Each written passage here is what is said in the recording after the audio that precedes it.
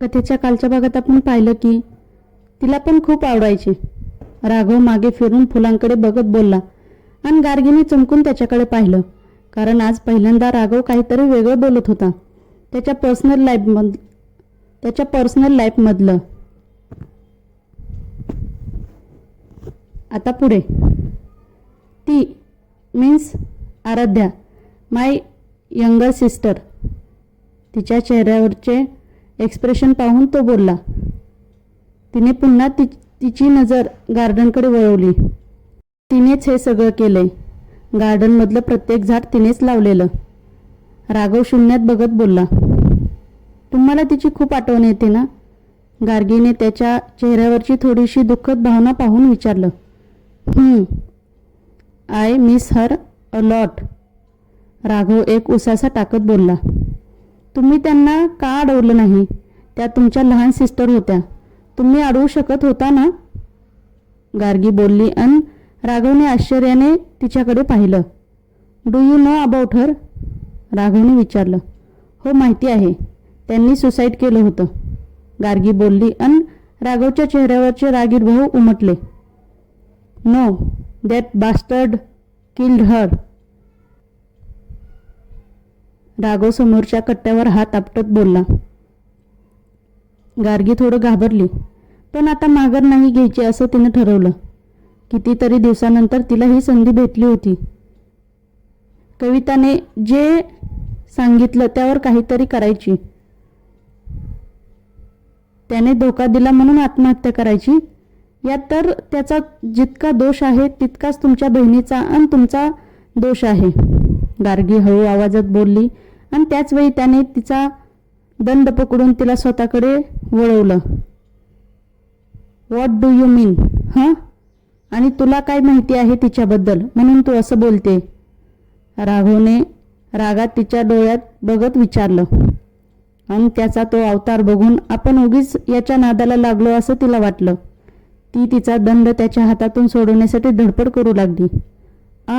Sir please, it's hurting.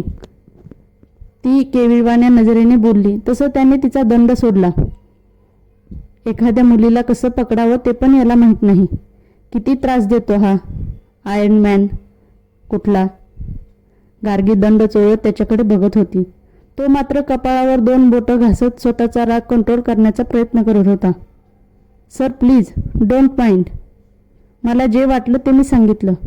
कोणीतरी आपल्याला धोका दिला म्हणून आत्महत्या करणं हे कितपत योग्य आहे? त्यांनी तुमच्या घरच्यांचा विचार केला का?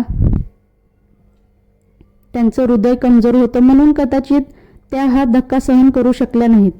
पूर्ण दोष त्या मुलाचा नाहीच आहे. गार्गी पुन्हा धीर करून बोलली आणि राघवने थोडं अविश्वासाने तिच्याकडे पाहिलं. Do you know that bastard? Raghav मध्येच बोलायचं थांबला. त्याने एक दीर्घ श्वास घेतला. त्याने माझ्या आराध्यासोबत प्रेमाचं नाटक केलं, फक्त मनीसाठी. त्याचा अगोदरच दुसऱ्या मुलीवर प्रेम होतं. तरीही त्याने तिला प्रेग्नेंट केलं. राघव भयंकर रागात बोलला.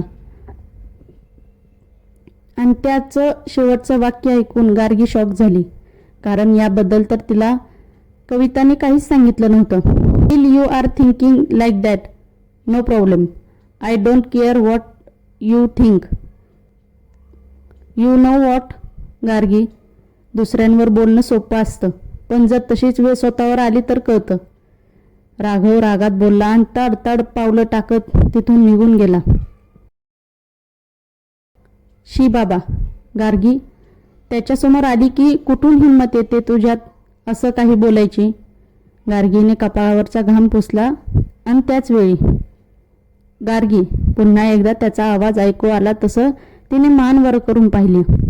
तो काही अंतरावर थांबला होता.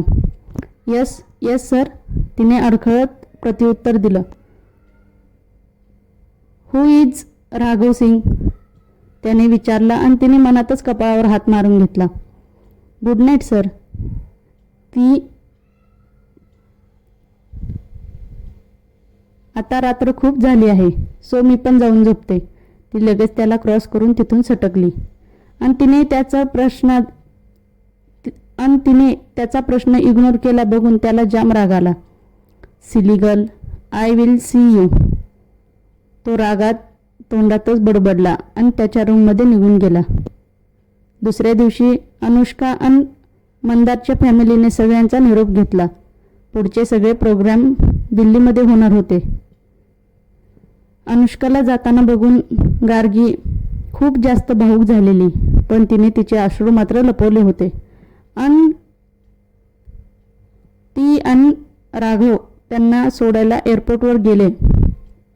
जानू काळजी घे आणि फोन कर, काहीही प्रॉब्लेम असेल तर कधीही फोन कर. अनुष्का गार्गीच्या गालावर हात ठेवून बोलली. हो ग, करेन मी फोन. तू व्यवस्थित जा, पोहोचल्यावर फोन कर आणि जिजूंना आता कमी त्रास दे. गार्गी हसत बोलली. जानू, प्रत्येक शनिवारी तू शशीकडे जाशील तेव्हा मला व्हिडिओ कॉल करशील ना? अनुष्काने सिरियस होत विचारलं. हो ग, मी कॉल करेन तुला. आता तू जा, नाहीतर विमान उडून जाईल. गार्गी हसत बोलली आणि तिच्या शेजारी असलेल्या राघवच्या चेहऱ्यावर तिच्या तोंडातून विमान हा शब्द ऐकून विचित्र एक्सप्रेशन उमटले. सिरियसली, विमान? It's aeroplane. तो लगेच बोलला. हो, पण मातृभाषेत विमानच. गार्गी तोंडातच बडबडली. As you wish, as you wish. I am waiting outside. Raghav बोलला आणि मंदारला शेक हँड करून तिथून बाहेर निघून आला. बरं जा तू पण, नाहीतर तो निघून जाईल. तुझी बॅग पण त्याच्या गाडीत आहे. मंदार बोलला आहे त्याला. तो तुला तुझ्या रूमवर सोडेल. अनुष्का बोलली. Okay bye. गार्गी बोलली. किंचित तिचे डोळे ओलावले. तिने लगेच तोंड दुसरीकडे केलं आणि निघणार तोच. गार्गी, अनुष्काने हाक मारली. गार्गीने तिच्याकडे पाहिलं तर अनुष्का तिच्याकडे हात पसरून उभी होती. गार्गी लगेच तिच्या मिठीत गेली. I will miss you so much. Anushka बोलली. Me to.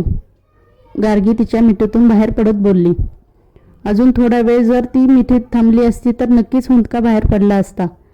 अच्छा, एक विचारायचं होतं. अनुष्का डोळ्यांच्या कडा पुसत बोलली. गार्गीने विचारलं. हा राघव सिंग कोण आहे? मंदार विचारत होता. तुझ्या हातावरच्या मेहंदीमध्ये. अनुष्का आणखी काही बोलणार तेवढ्यात फ्लाईटची अनाउन्समेंट झाली. अनुष्का, आपल्याला निघायला हवं, चल पटकन. मंदार बोलला आणि इकडं गार्गीने सुटकेचा निश्वास सोडला. राघव सिंग हा मला जाम त्रास देणार आहे. कुणी सांगितलं होतं याला सगळीकडे दौंडी पिटायला? थोडंसं पण पोटात राहत नाही. लगेच मंदारला जाऊन सांगितलं. गार्गी त्रासिक चेहरा करून तिथून बाहेर पडली. राघवने रूम जवळ सोडलं आणि तो ऑफिसला निघून गेला. पूर्ण प्रवासात दोघं पण काहीच बोलले नाहीत. कदाचित कालच्या गोष्टीवरून अजूनही राघव रागावला असावा असं तिला वाटलं. पण एकदा कविताला आणखी भेटायला हवं असं तिने विचार केला आणि आवरून ऑफिसला आली. इकडे राघव ऑफिसमध्ये येऊन कामात बिझी झाला होता. काही वेळानंतर त्याने समोर पाहिलं. अजून ती आलेली नव्हती. तिच्यावरून त्याला काहीतरी आठवलं. त्याने लगेच एक नंबर डायल केला.